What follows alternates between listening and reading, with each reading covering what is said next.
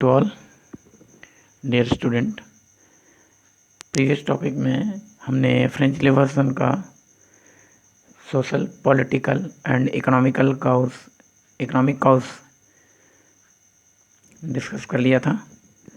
आज के टॉपिक में हम लोग इंटेलेक्चुअल काउस देखेंगे।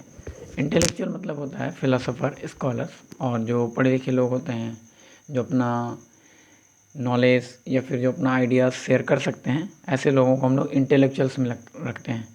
तो क्यों इंटेलेक्चुअल काउस कहा गया?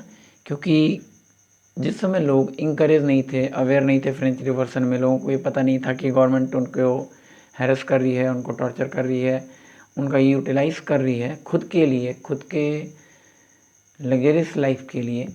ऐसे लोगों को अवेयर करने का काम या इंकरेज करने का काम इंटेलेक्चुअल्स करते हैं, या फिर लेक्चरर, प्रोफेसर्स और जो थियोलॉजिस्ट लोग जो थीसिस देते हैं या फिर जो लेक्चर देते हैं, ऐसे लोग करते हैं।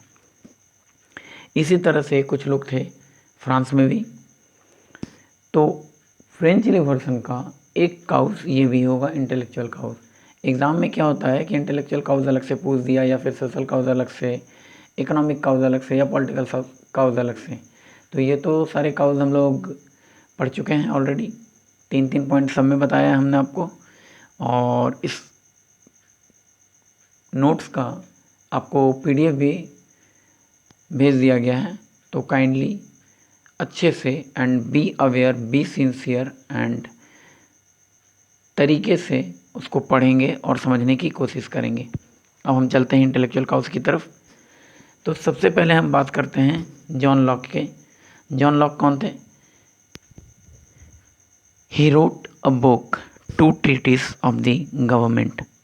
To treatise of the government. Treatise means संधि होता है, दो के बीच में समझौता, या फिर कह सकते हैं कंप्रोमाइज़ जैसा चीज़, या फिर बातचीत। तो गवर्नमेंट के साथ किन का? ऑब्वियस है, कॉमन पीपल का होगा। इसमें इसने क्या प्रोपोगेट किया था, क्या एडवर्टाइज़ किया था, या फिर क्या दिया था, लिखा बुक में लिखा था? He refused the doctrine of the divine faith and absolute right of the monarch. Monarch का जो एब्सोल्यूट राइट था, या फिर जो किंगशिप रूल था, उसको पूरी तरह से ये इनवैलिड डिक्लेयर किया था, या फिर पूरी तरह से वो उसका अपोज कर रहा था। उसके साथ साथ also refuse the doctrine of divine. Doctrine means policy, and divine means the king is one and all. King जो था वो वन एंड ऑल था, किंग के अकॉर्डिंग। मतलब किंग जो था वो डिवाइन फेथ पॉलिसी को प्रीफर करता था। कौन? लुइस 16। दूसरा, वो अपने आप को गॉड का रिप्रेजेंटेटिव भी डिक्लेयर कर दिया था। तो ये सारे चीज़ का अपोज जो लेक्चरर लोग थे, जो स्कॉलर्स थे, पढ़े लिखे लोग थे, ये लोग कर रहे थे। Next is Montesquieu. He also written a book. He wrote Spirit of Laws. What is the Spirit of Laws? He openly attacked the absolute monarchy of France. He also attacked on the absolute monarchy. He advocated the constitutional monarchy and proposed a power within the government between the legislature, the executive and the judiciary. ये दूसरे तरफ advocate कर रहा था constitutional monarchy को। ये मानता था कि मोनार्कियल रूल हो बट एब्सोल्यूट नहीं हो, मतलब पूरा का पूरा पावर किंग के हाथ में होना। It is called absolute monarchy. Constitutional monarchy, राजा का शासन हो बट राजा जनता के द्वारा चुना जाए। It means the power of a king divided between the legislature, the executive and the judiciary. ये हम लोग पॉलिटिकल में या सिविक्स में, क्लास 8 में अच्छी तरह से पढ़ चुके हैं। लेजिस्लेचर लॉ इंट्रोड्यूस करता है, जिसको बिल कहते हैं जब वो इंट्रोड्यूस किया जाता है। तो जैसे एग्जांपल हम क्लास में बहुत बार दे चुके थे, CAB and CAA citizenship amendment bill, and then जब वो बिल एक्ट बन गया तो सिटीजनशिप अमेंडमेंट एक्ट हो गया। तो सबसे पहले जब लेजिस्लेचर उसको इंट्रोड्यूस किया सिटीजनशिप अमेंडमेंट बिल के फॉर्म में, वो एक मेमोरेंडम था, एक ऑफिशियल पेपर था। फिर आगे जब बढ़ा वो लॉ बना, एंड देन जब वो एक्ट बन गया, then it convert into citizenship amendment act.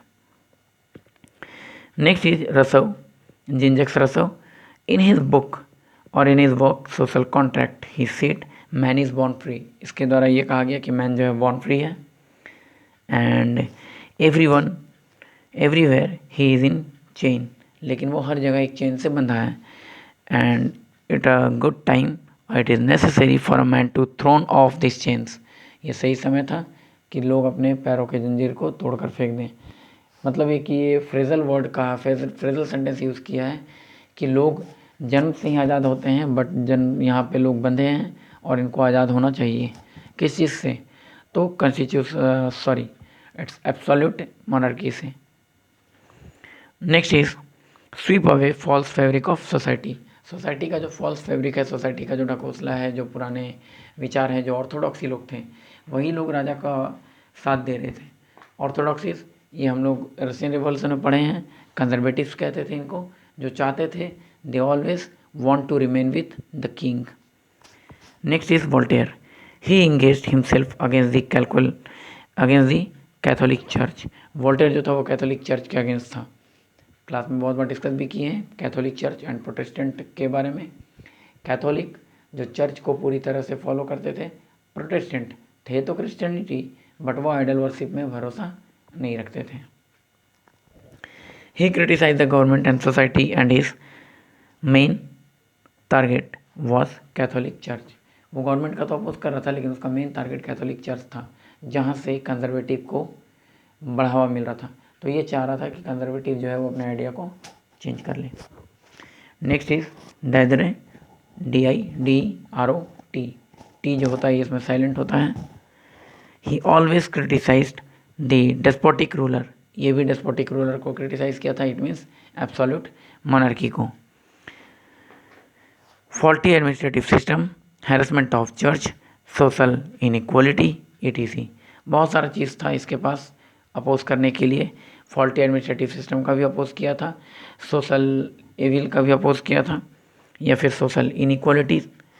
Next is and right over all this abnormal system. मतलब ये पूरी तरह से ये सारे सिस्टम को कंबाइंड वे में एबनॉर्मल सिस्टम बोला है। मोटिवेट द पीपल और encourage the people to get their right. People को इंकरेज किया कि वो अपने राइट को अवेल करे and oppose the system and protest against the ruler. तो ये था इंटेलेक्चुअल काउज। अब अगर आ गया लिखने 5 पॉइंट तो 5 पॉइंट लिख देंगे, अदरवाइज मान के चलते हैं कि 3 पॉइंट अगर आएगा तो 3 मार्क्स का अगर आता है तो जॉन लॉक, मॉन्टेस्क, वोल्टेयर, रसो। बाकी आपको पता ही है, मॉन्टेस्क का spirit of laws, John Locke का the 2 treatise of the government and Rousseau का social contract, and Voltaire he strictly opposed the Catholic church. Next topic में हम लोग बात करेंगे इमीडिएट काउज का।